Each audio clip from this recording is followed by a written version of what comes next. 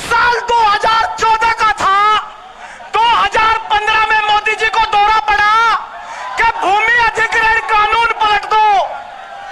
राज्यसभा में बिल लाया गया कि किसान की धरती को किसान से बिना पूछे छीन लो। देश की संवैधानिक व्यवस्था ने, राज्यसभा ने उस बिल को नकार दिया। मोदी जी नीचे आ गए। दूसरा दौरा 2016 में पड़ा। रात को 8 बजे से 500 और 1000 रुपए के नोट बंद किए जाते। माननीय महोदय, सरकार का दावा था कि नोटबंदी के बाद काला धन खत्म हो जाएगा। आरबीआई की रिपोर्ट निकल करके आई और उसने कहा कि 99.3% नोट बैंक में वापस आ गए। सरकार फिर फ्लॉप हो गई। माननीय महोदय, तीसरा दौरा पड़ा। किसानों की जमीन छीन लो। और किसान मुजफ्फरनगर का जब हो, देश की बॉर्डर पर पहुंचने के बाद आपने ऐसा इलाज किया कि इस बार 13 महीने के बाद इलाज थोड़ा लंबा सरदार हुआ। माननीय महोदय, यह चौथा दौरा है। चौथा पागलपन का चौथा दौरा पड़ा और देश के युवाओं को ठगने का प्रोग्राम सरकार ने बनाया। याद कीजिए, किसान आंदोलन में क्या कहते थे? ये ऐतिहासिक बिल है। फिर कहने लगे इसकी ऐतिहासिक वापसी हुई। फिर कहने लगे इसके लिए ऐतिहासिक माफी मांगी गई। मैं कहना चाहता हूं, इसको भी सरकार ऐतिहासिक बिल बता रही है। उसकी लड़ाई चौधरी अजीत सिंह लड़ रहे थे, इसकी लड़ाई चौधरी जयंत सिंह लड़ रहे हैं।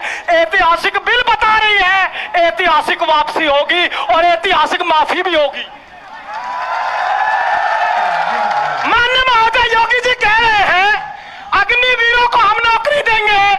योगी जी, आपको शर्म आनी चाहिए। 5 साल में पुलिस की भर्ती आप निकाल नहीं पाए और अग्निवीरों को जिम्मेदारी दे रहे हैं।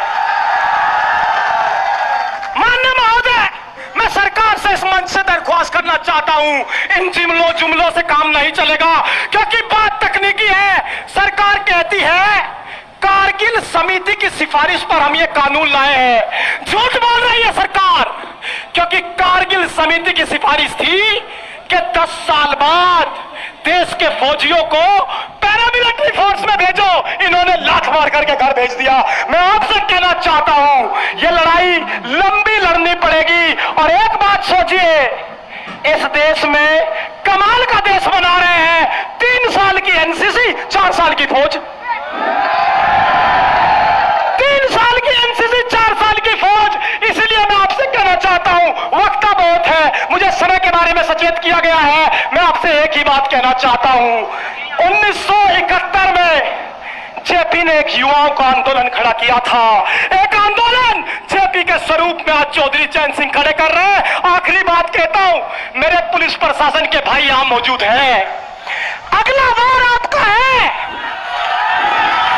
मध्य प्रदेश रीजन के दैनिक जागरण अखबार ने खबर छापी कि पुलिस वालों से नेताओं की सिक्योरिटी प्राइवेट सेक्टर को दे रहे हैं। पासपोर्ट की जांच अब पुलिस नहीं करेगी। मैं आपसे पूछना चाहता हूं, मैं मानता हूं आप सरकारी नौकरी में हैं, 4 साल बाद अगर आपको सरकार बेरोजगार कर दे, क्या अपने बेटे से नजर मिला करके कह पाओगे कि तुम्हारा बाप बेरोजगार हो गया? क्या 4 साल बाद अपनी पत्नी से नजर मिला करके कह पाओगे कि मेरी नौकरी के साथ मेरे भी सपने गए और तेरे भी सपने गए?